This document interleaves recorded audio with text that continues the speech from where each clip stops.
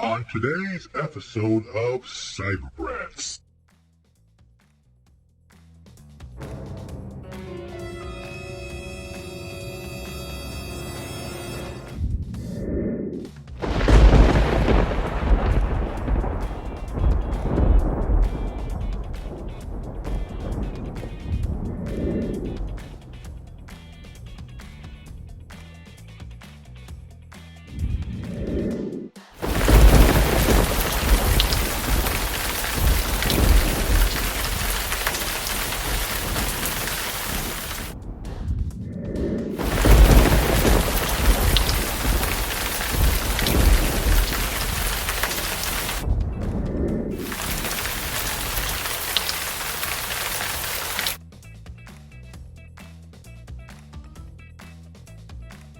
Last night's thunderstorm was a disaster for the community. It left a trail of destruction. We have flooded roads, destroyed homes, and downed trees have leveled power lines. This storm has left a mess of things everywhere. Perhaps mankind should consider moving civilization to the moon. Alex, did you say the moon? I am terrified of flying. Are you terrified of dying on a planet plagued with vicious storms? Well, according to this latest report, this massive power outage knocked out power to millions of customers in the region. Boy, are we lucky at this station with our emergency generators. Electricity at my house is still intact. But what about you guys? I am afraid to touch the light switch. That disaster shook my fragile nerves. My home is okay, but I'm concerned about my Uncle Charlie. His little neighborhood store is without power as we speak. Hopefully the electric company will restore it today. Charlie is expecting a big shipment of frozen goods. Someone from the call center assured him the power will be restored sometime today. It's a mess out there, Chuck. That delivery will take some time. This storm has caused one of the largest outages in history. It unleashed hail, lightning, and wind gusts like we've never seen before. Oh, we have a live chat here. Uncle Charlie didn't like the attitude of that customer service representative. He said the person called him with a bully-like behavior, quite demanding. I always try to steer away from confrontation. Dealing with sour attitudes is the fact of life for a serious businessman like myself. Residents are complaining about an uptick in utility scams. That is a new low for those blasted con artists. Scammers are calling consumers, pretending to work for the electric company. They are tricking people into paying an upfront fee to have electric services turned back on. Many of these complaints are from small business owners.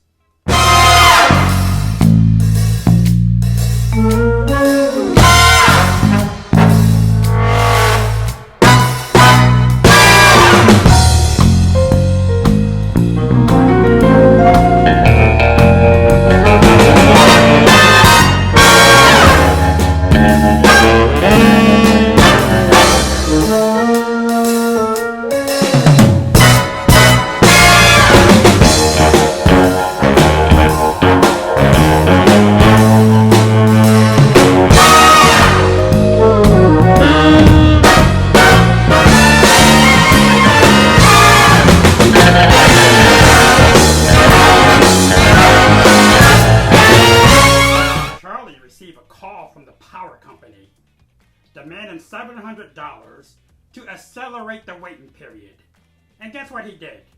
He paid for it. I hope he wasn't scammed. Chuck, that doesn't sound good. A power company will not request an upfront fee to reconnect you after a natural disaster. Chuck, what was your uncle's method of payment? Uncle Charlie said he paid over the phone with a credit card. Scams following a pandemic or natural disaster are nothing new, my friends. Thugs posing as subcontractors usually take advantage of victims at their lowest. Chuck, I believe your uncle is a victim of a utility scam. His business was specifically targeted by someone or a group who know he needs assistance. Uncle Charlie knows nothing about this scam. I better reach out to him before the scammer does it again. This is war. The cyber attackers declared war on honest citizens. I better call Uncle Charlie. Please excuse me, ladies and gentlemen. I have to go. Darn scammers. Do they think they can get away with this? Our money belongs to us. Their aggression must be met with force.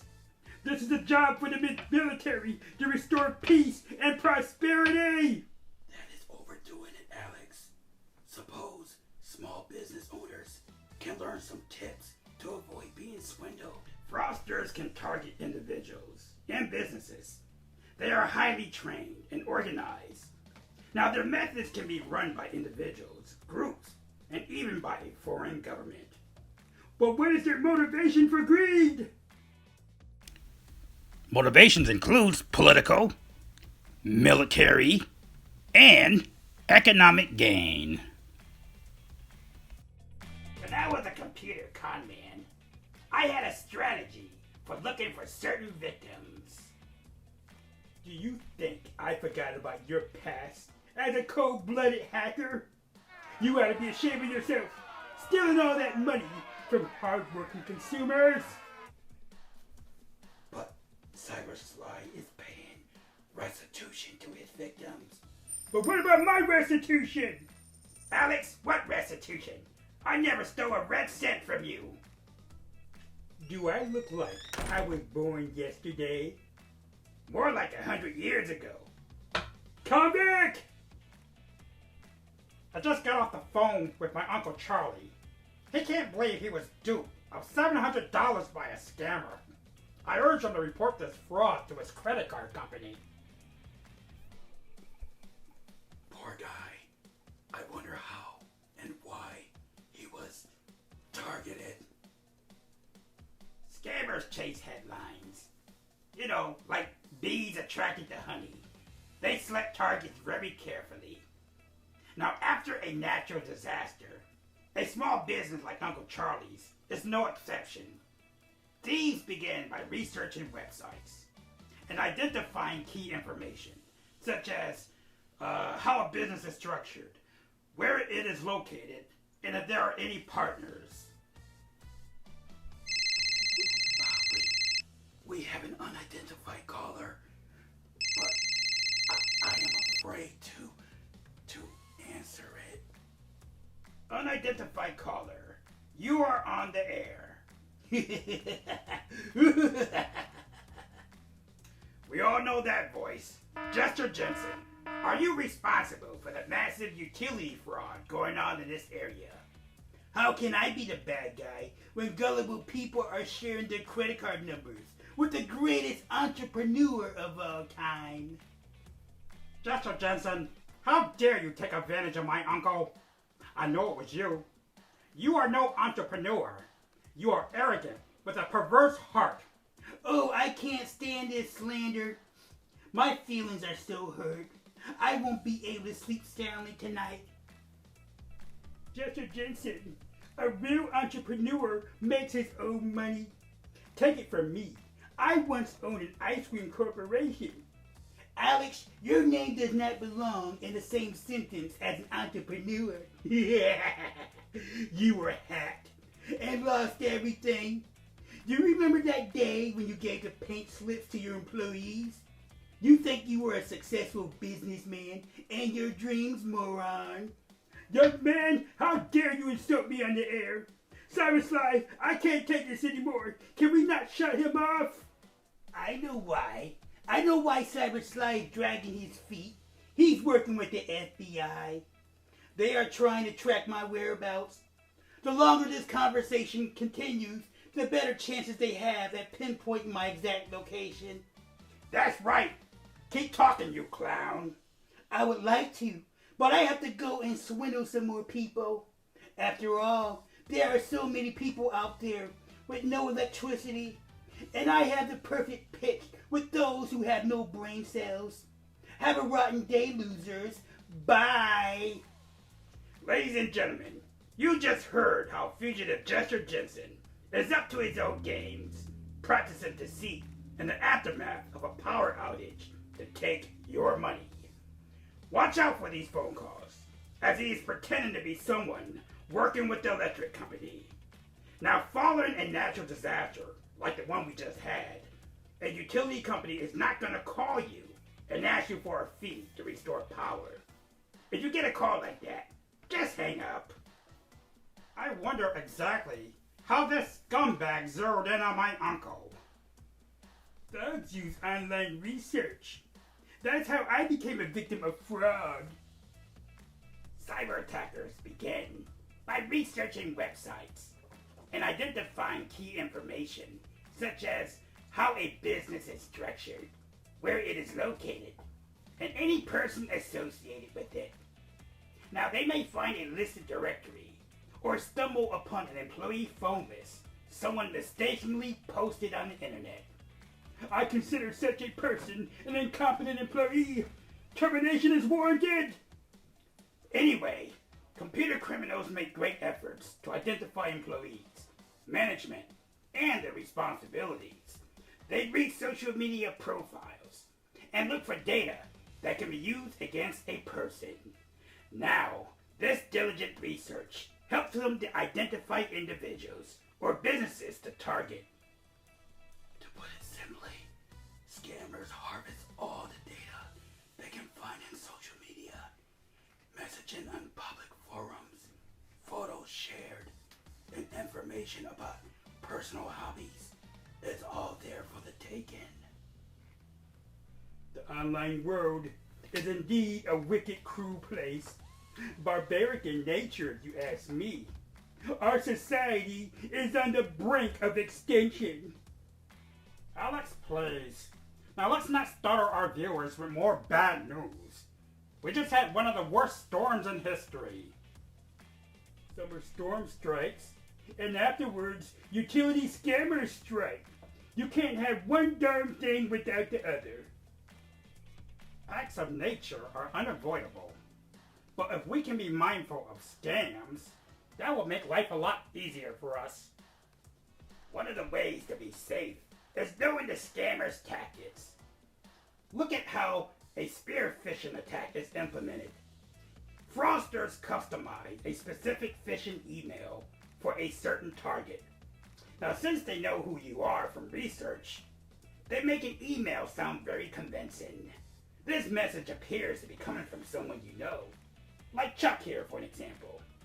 And when you reply to it, you think you are replying to him, but you are sending a sensitive document to a con artist. We know these attacks include tricking you into opening an infected email attachment. If you click it, you will get sick. Does anyone here recall why a scammer will do something like that? I know. The scammer is bored and doesn't have a life. Immaturity at the highest degree. But their primary objective is to take you to a website so they can hack your computer. This explains why they request their targets to enable macros or click a bad link. Now, once these bad actors have access to your computer, they can steal all your data or use your computer as a launching point to hack other systems in your organization. It's common sense, people. Use your technology responsibly. Limit the stuff that you share. Make it difficult for online criminals to research and target you. Don't let them do to you what they did to me, because I cried like a baby for a whole week, and then my wife left me. Then the courts awarded her half of my possessions, including the recliner with the built-in massage. How dare she treat a handicapped man like that? How dare her? I'll never forgive her. Let's focus on business scams. Cyberslide, my uncle, small business, was affected by an online scam. Joshua Jensen called him. What do you make of that? A scam is a scam, regardless if it's by phone or online. Just be on the lookout for these signs of a target attack. 1. Any phone calls or messages that create a sense of tremendous urgency. 2. Requesting for you to bypass or ignore your employer's operating or security procedures. 3. The from address in their email is work related, but the reply to address is someone's email attachment. I bet $1. I should say I predict $1. The next safety tip will warn viewers about being careful with email attachments. The ones that ask you to enable macros. We heard that one 100 times. Alex, what attachment should you open? I don't know. You tell me. You are the cybersecurity expert, making more money than us. We open attachments we are expecting from trusted senders. Well, I was going to say that before you rudely jumped in. Remember to always ask yourself, is the tone of the message odd or suspicious? Number 1, is the signature incorrect? Number 2, are the words used differently in some way? 3, are you being addressed by a name your boss would never call you? Now these can be the ingredients of a scam. So exercise vigilance and stop these scammers in their tracks. No thanks to that hideous scammer, the electric company restored Uncle Charlie's electricity for his business. The real utility people didn't require a payment to get the power back on. This was a costly experience for my uncle. He lost $700 to a swindler. Now, whether this is a natural disaster or a pandemic in your neighborhood, I hope you don't fall for this deceit. Now, during these events, it is good to check on elderly relatives in your neighborhood who might need guidance during these challenging times.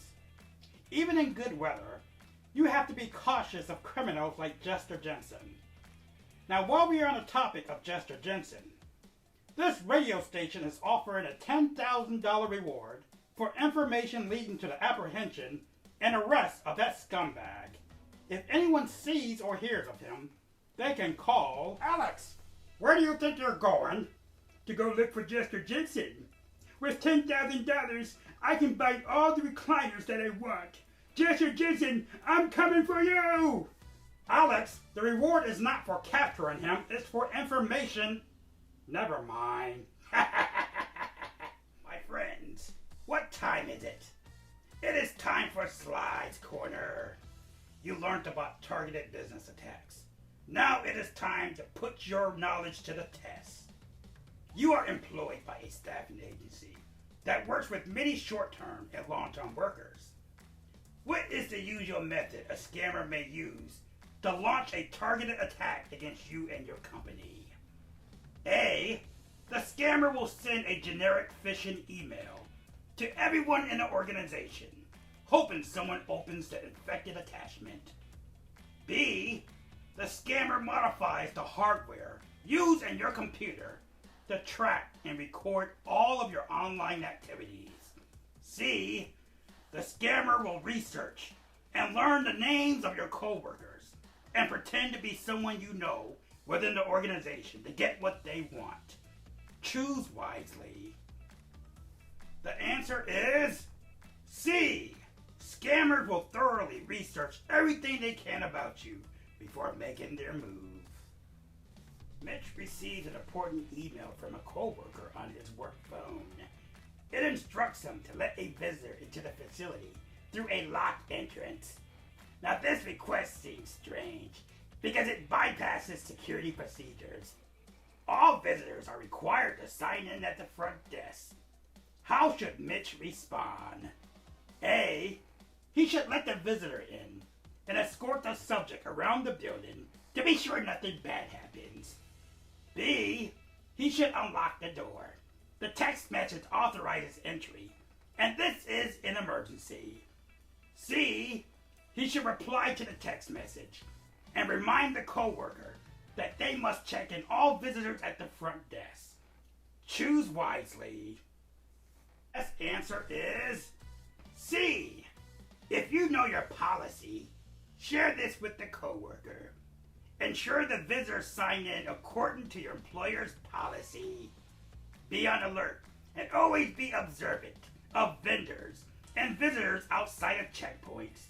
You may be preventing a scam at work. Until next time, my friends, stay safe and stay secure. Cyber Sly signing out. Bye!